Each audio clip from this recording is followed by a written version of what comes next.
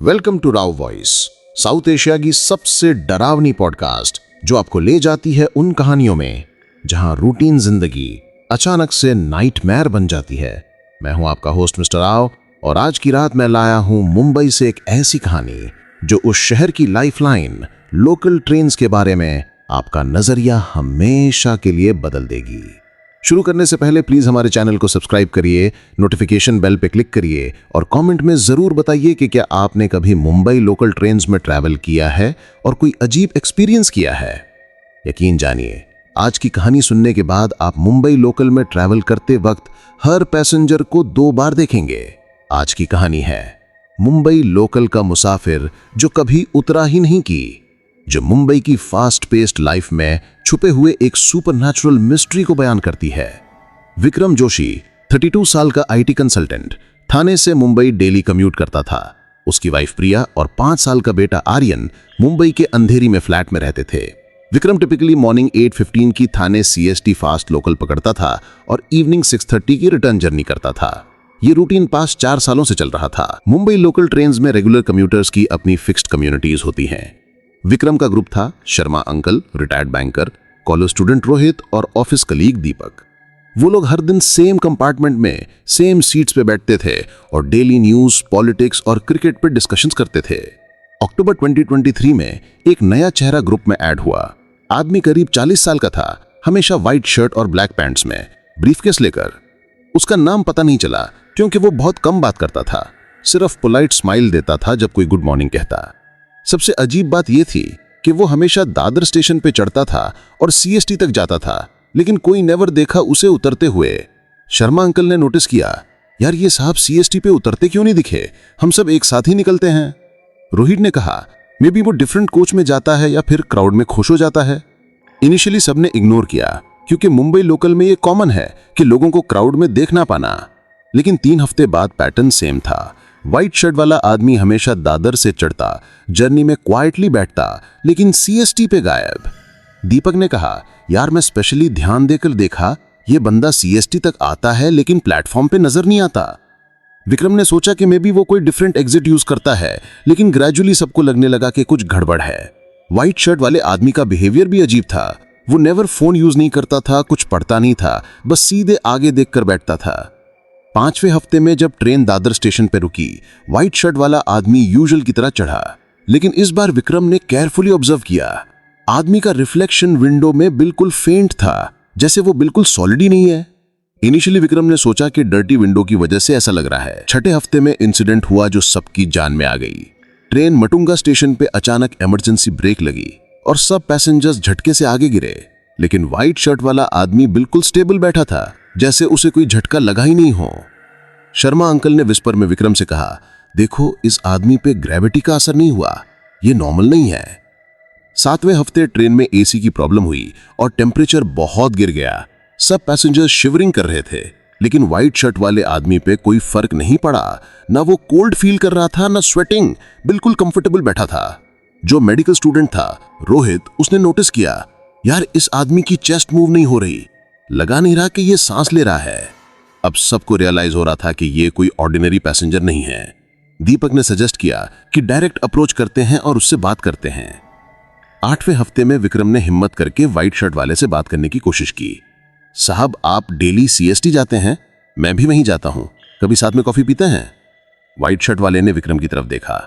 उसकी आईज बिल्कुल एम्प्टी थी, जैसे उसमें कोई सोल नहीं है। वो स्माइल किया लेकिन कोई जवाब नहीं दिया। उसकी स्माइल अननेचुरल थी और बहुत क्रीपी लगी। 9वें हफ्ते जब ट्रेन बायकुल्ला स्टेशन क्रॉस कर रही थी, अचानक व्हाइट शर्ट वाला आदमी ने बात करना शुरू किया, लेकिन उसकी आवाज बहुत स्लो और एको जैसी थी।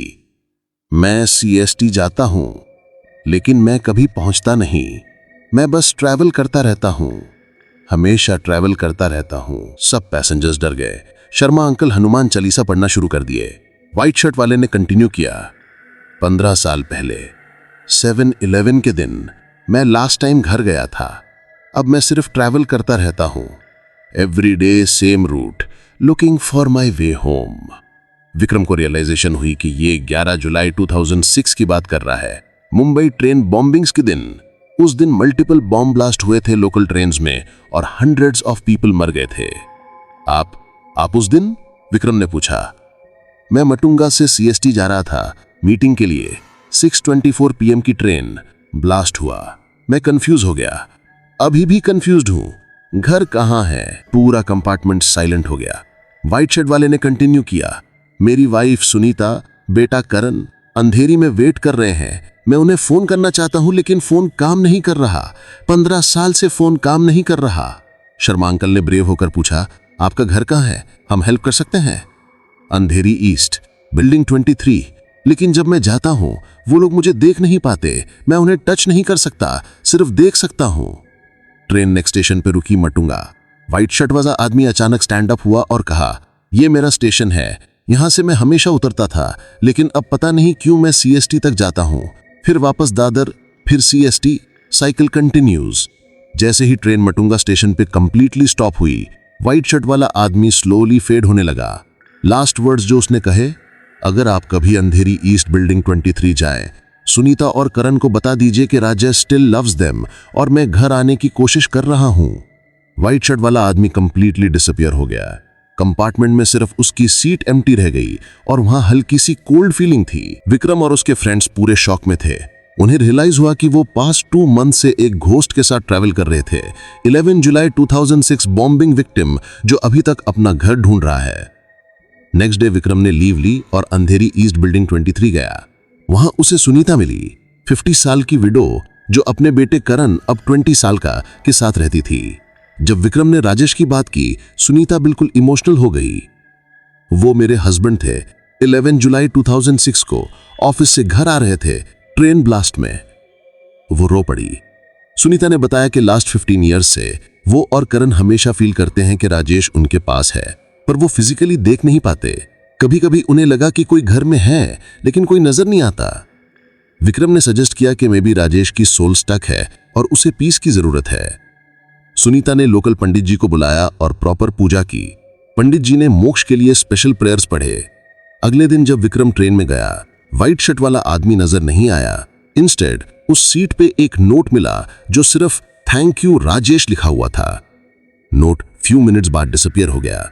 सुनीता ने कॉल करके बताया कि उस रात उन्हें फाइनली पीस फील हुई। उन्हें लगा जैसे राजेश ने उन्हें फाइनल गुड बाय दिया हो और अब वो रेस्ट कर सकता है। लोकल ट्रेन अथॉरिटीज से पता चला कि मटुंगा सीएसटी रूट पे मल्टीपल विटनेसेस ने व्हाइट शर्ट वाले पैसेंजर की रिपोर्ट्स दी हैं पास्ट 15 ईयर्स से, लेकिन कोई ऑफिशियल रिकॉर्ड नहीं था क्योंकि वो एक्चुअली कभी डिस्टर्ब नहीं करता था। ये इंसिडेंट मुंबई लोकल ट्रेन्स की एक रियलिटी है। Daily millions of people travel करते हैं और कुछ सोल्स जो ट्रॉमेटिक सर्कमस्टेंस में डाई किए थे वो अभी भी सेम रूट्स पे स्टक हैं। उन्हें बस अपना क्लोजर चाहिए। विक्रम और उसके फ्रेंड्स ने डिसाइड किया कि अगर कभी कोई और सिमिलर केस मिले तो वो हेल्प करेंगे। मुंबई में बहुत से पीपल हैं जो 11 जुलाई अटैक्स, 26/11 या अदर इंसिडेंट्स में फैमिली मेंबर्स लूज किए हैं। उनके सोल्स को पीस देना जरूरी है। मुंबई लोकल ट्रेन्स आज भी इंडिया की लाइफलाइन है, लेकिन कुछ पैसेंजर्स का जर्नी कभी खत्म नहीं होता। अगर आप कभी मुंबई लोकल में ट्रैवल करिए और कोई पैसेंजर अजीब लगे, मे बी वो हेल्प मांग रहा हो, सिर्फ इग्नोर मत करिए।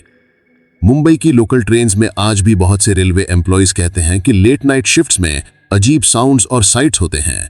सम souls are still looking for their way home 15+ years बाद भी। इस हार्ट रेंचिंग और spine chilling Mumbai local train की कहानी के साथ मैं राव वॉइस के इस एपिसोड को कंक्लूड करता हूं। अगर आपको ये स्टोरी टच की और पसंद आई तो प्लीज लाइक बटन प्रेस करिए, हमारे चैनल को सब्सक्राइब करिए, बेल आइकन पे क्लिक करके नोटिफिकेशंस एनेबल कर दीजिए और कमेंट में शेयर करिए कि क्या आपने कभी पब्लिक ट्रांसपोर्ट में कोई अनयूजुअल पैसेंजर या एक्सपीरियंस देखा है। अगले हफ्ते मैं लाऊंगा चेन्नई से एक और साउथ इंडियन हॉरर स्टोरी जो दिखाएगी कि इंडिया के हर शहर में अपने सुपरनैचुरल मिस्ट्रीज हैं।